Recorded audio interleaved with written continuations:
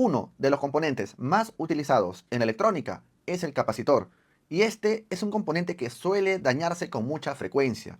A esto nosotros normalmente lo llamamos capacitor alterado, capacitor dañado, capacitor en corto, capacitor en fuga, entre otros. Y es que la realidad es que los capacitores tienen la particularidad de principalmente experimentar un fenómeno físico denominado capacitancia. La capacitancia no es otra cosa más que la acumulación de cargas, y es que los capacitores se representan con esta simbología, ya que internamente cuentan con placas que están frente a frente, y es ahí donde se genera el almacenamiento de cargas, de las cuales, al ser cargas opuestas, éstas se atraen y se quedan acumuladas aquí y aquí. Y la verdad es que las placas que hemos representado aquí en esta simbología no es otra cosa más que eso, una simbología, ya que si nosotros analizamos un capacitor real, que en este caso lo estoy representando de esta manera, podríamos notar que, por ejemplo, esta placa de aquí son muchas placas que se encuentran por acá. Aquí yo podría trazar una placa, por acá podría trazar otra placa, y por acá podría trazar otra placa.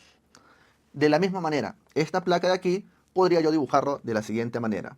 Una placa por acá, otra placa por acá. Si te das cuenta, las placas de ambos extremos están entrelazadas, por lo que vale la simbología representar las placas separadas. De la misma manera, aquí, a pesar de que estén entrelazadas, nunca llegan a chocar, siempre están separadas. E incluso, si yo quisiera ser un poco más preciso, yo podría representar este capacitor de la siguiente manera. Simplemente lo dibujamos así, y en este caso, una placa podría ser de la siguiente manera.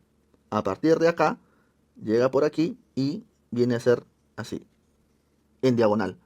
La placa que estaría al frente entrelazada sería de la siguiente manera, como un escalón más abajo. Es como que por aquí sale esa placa. Ahí está. Igual, nunca logran chocar. En ese sentido, podría decir que literalmente una placa es esta y la otra placa está así. Si logras ver, esto está uno sobre el otro, pero están entrelazados. Y para entender por qué un capacitor podría perder su capacitancia, hay que comprender sus elementos, o si quieres, sus partes o sus características más importantes. Primero, tenemos evidentemente las placas, que no son otras cosas más que placas como las que te mostré con el papel, de un material conductor. Si quieres, piensa como que son placas de cobre. Así yo podría armar mi propio capacitor. Esto sería una placa que podría entrelazarla con otra placa. Segundo, tenemos el material dieléctrico que está entre las placas, porque esto no está siempre vacío. Normalmente encontramos un material dieléctrico que podríamos representarlo como un material que está rellenando aquellos espacios que hay entre las placas, tanto de un lado como el otro. En los capacitores SMD estamos hablando de un material de arcilla que ha sido comprimido en altas temperaturas. Por consiguiente, este capacitor que estamos representando es un componente sólido y rígido. Para fines de esta lección podríamos llamar a esto lo que son placas, y al relleno podríamos llamarlo simplemente sustrato. Pero para poder hacerlo funcionar necesitamos conectarlo a dos cablecitos. Y esos cablecitos no se conectan directamente a las placas, sino a un material intermediario llamado electrodo, que para términos simples vamos a llamarlos que son simplemente las terminales. ¿Y por qué es importante explicarte las partes de un capacitor? Sucede que los capacitores pierden su capacitancia debido a la variación que pueden tener estos elementos que te he mencionado. Por ejemplo, en un caso podríamos tener pérdida de permitividad. ¿Qué cosa es la permitividad? Es más o menos como decir la capacidad que tenemos nosotros para resistir temperaturas externas. Digamos que si nosotros le aplicamos muchísima temperatura externa, por ejemplo, utilizamos una estación de aire caliente o simplemente la energía térmica del ambiente, podría afectar este componente, pero como tiene un relleno, un sustrato de ciertos materiales que le da ciertas condiciones, hace que éste pueda soportar y mantener la estructura interna tal cual como se diseñó. Pero ¿qué pasa, por ejemplo, si nosotros le aplicamos un soplete de fuego?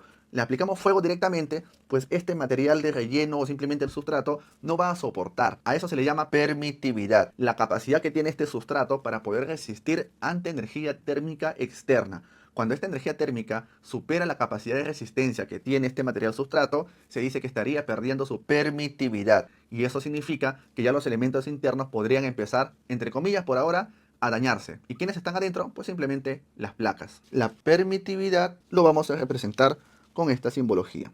Esto sería permitividad. Segunda situación en la que un capacitor podría perder su capacitancia. Pues esto se debe al área de las placas. Recuerda que son las placas las que acumulan las cargas. Si yo tengo una placa chiquita, se van a acumular unas cuantas cargas. Si yo tengo una placa grande, se van a acumular muchas cargas. Y como ya hemos visto, en un capacitor real, su placa tiene un área. Podríamos dibujarlo de la siguiente manera. Tiene un área. Por consiguiente, si el área de una o de las placas de un capacitor varían, se vuelven más grandes o se vuelven más chicos, pues también podría generar una variación de su capacidad para almacenar cargas. En otras palabras, podría haber una variación de su capacitancia. El área lo vamos a representar simplemente con la letra A. Tercera situación.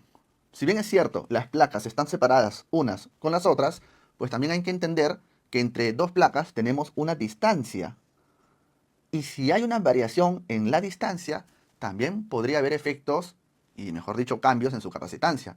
¿Cómo? Bueno, si tenemos cargas opuestas que se atraen, pues yo podría decir, ¿y qué pasa si esto lo alejo más?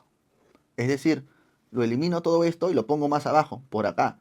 Yo te pregunto, ahora que hay más distancia, ¿habrá habido algún cambio en la atracción de las cargas opuestas? Obvio, la atracción va a ser más débil porque ahora están más alejados. Si bien es cierto, tenemos cargas positivas y negativas, se atraen, pero hay mucha distancia. De la misma manera, si yo, por ejemplo, acerco la placa y lo pongo muy pegado por acá, entonces va a haber mayor atracción.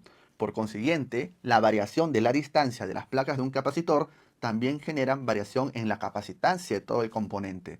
Aquella distancia la vamos a representar simplemente con la letra D de distancia. Por ende, aquí nosotros podemos emplear una ecuación, debido a que la capacitancia es igual a la permitividad multiplicado por la división del área de las placas sobre la distancia de ellas mismas. Entonces, cuando tú hagas tus mediciones de los capacitores en los circuitos eléctricos, pues considera que su capacitancia podría variar, podría ser mayor o podría ser menor.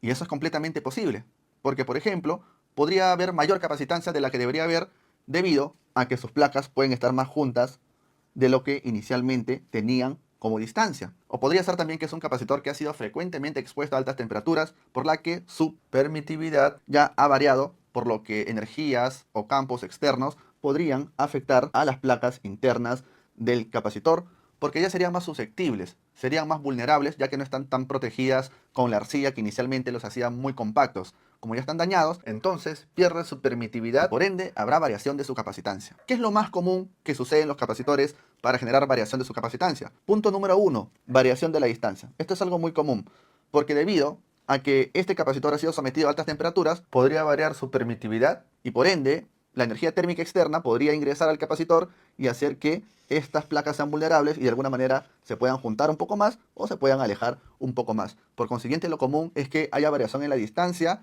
que se ha generado a partir de una pérdida de permitividad del capacitor. Con respecto al área, es un poco complicado considerar que el área de la placa de un capacitor pueda variar.